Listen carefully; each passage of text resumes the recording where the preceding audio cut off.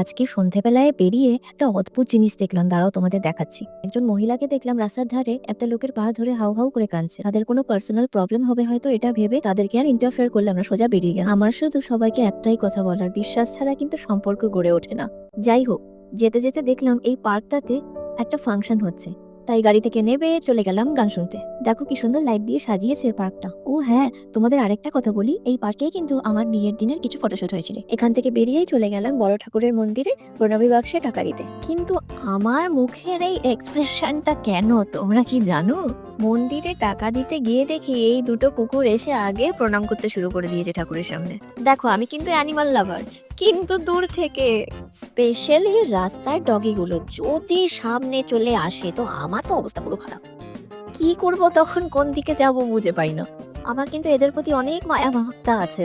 কিন্তু আসলে জানো তো কি হয়েছে, আগের বছর আমার বড় জেঠুকে না কুকুরে কামড়েছিল, তো তারপর থেকে একটা ভয় ধরে গেছে।